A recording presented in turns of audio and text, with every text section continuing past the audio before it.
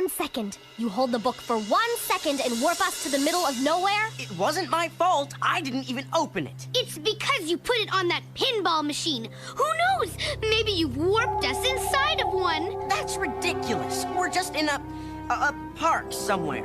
If it is a park, that's one nasty game of capture the flag. Hey, you three! Don't just stand there. Take this ball to the trebuchet. Okay, no problem. You heard the man. To the trebuchet. What's a trebuchet? Follow me. What took you so long? Sorry, your lordship. These peasants are small. I'd have used the big ones, but they ran away yesterday. Backstabbing Scots. And what about you three curiously garbed commoners? To whom do you vow allegiance? To, the king. Which king? Edward III or David Bruce? Wait a minute, it's a trick question. There aren't two kings, right? There is only one true king of all of Britain, and that's Edward III. David is just an ungrateful Scottish rebel like his father, Robert Bruce. Right, Edward. That's what we were going to say, wasn't it, guys? Spies! Sent from David's supporter, that unruly Black Agnes. Well, we'll just send them right back. Load them into the trebuchet. No, you wait, got it all stop. wrong.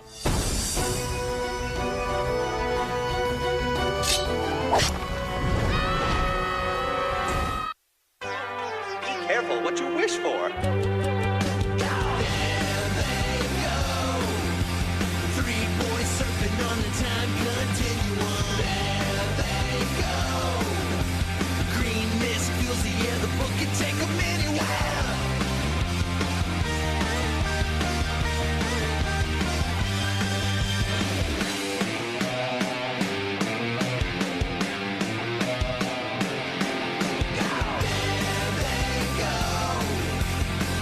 Girls warping time is 21:05. There they go.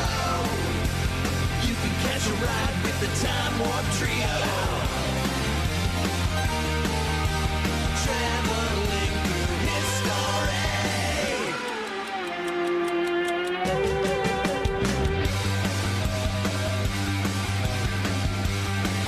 With the Time Warp Trio. There's not a lot of time to think when you're about to be splattered against the wall of a Scottish castle. But one question did occur to me. Why me? The answer was simple. Family.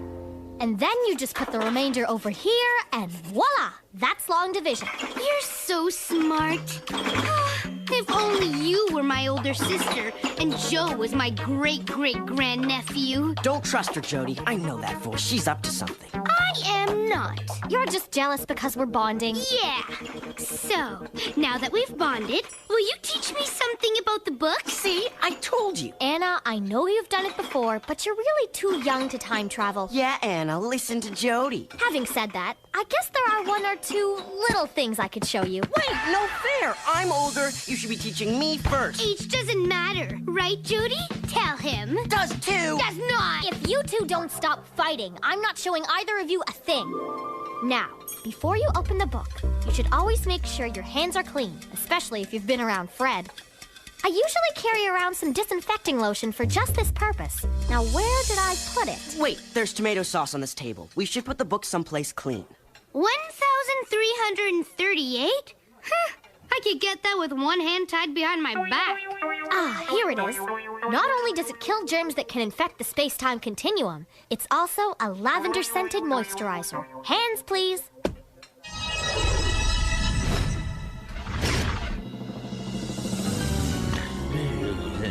Meddling nephew.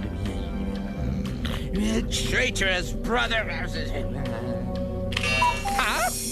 Ha-ha! Right into my trap. Now, let's see where my craftily hidden time bomb has sent that little warp runt. Medieval Scotland, eh? Perfect! We'll have bagpipes at your funeral, laddie.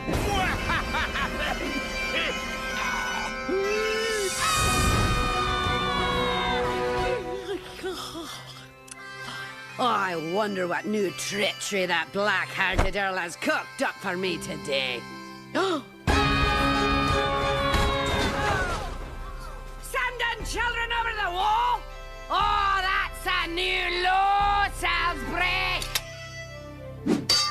You're all right then? No broken bones? Good. You can let yourself out the main gate. What? But the chubby dude with the goatee will kill us. What the Earl of Salisbury does with you is his business. This castle has been under siege for nearly 5 months. We don't have food for 3 extra mouths. We're very light eaters. I'm fine with just a salad. You can't send us back out there. I demand to speak to the person in charge. Aye, Lady Agnes Randolph, I'm the person in charge of Castle Dunbar. My husband, the Earl of Moray, left to train Scottish troops in the north. With him away, the English thought we wouldn't put up much of a fight. Well, I guess you're wrong about that, eh, you greedy swines? Your accents are strange. What clan are you? Clan? Are you Campbell, McDougal? Where does your loyalty lie? Well, I like the Yankees, but Anna here's a Mets fan. What he means, your ladyship, is that we're from very far away. We don't have clans in New York. You're from York? That's an English city. She said New York? It's very different. It's not English at all. We swear. If you're enemies of the English, you could help us. Then again, you might just be spies. Constable McDoohickey! Aye, your ladyship. Put these 2 in irons until I decide what to do with them. Leave the wee one with me. She is full of spirit. I like that. You'll get 1 bowl of oats a day. Any complaints and you can have a stretch on the rack instead. The rack. That's the torture device that pulls your arms and legs out of their sockets, right? Uh-huh. The oats can't be that bad. You haven't tasted them yet. Uncle Joe! What are you doing here? Oh, just seeing the sights, or rather, that was my intention when I borrowed the book from you. But that's all in the past. My favorite nephew and great-great-grandniece are here to save me. Actually, we were hoping you were here to save us. Butterfingers here dropped the book on a pinball machine, and now we have no idea where it is. Pinball machine? Not the pizzeria on Terrelliman. Yeah, why? Oh, I thought I had defused them all, but I forgot about the pizzeria. Diffused what? Pinball machines? No, time bombs. Horrible things.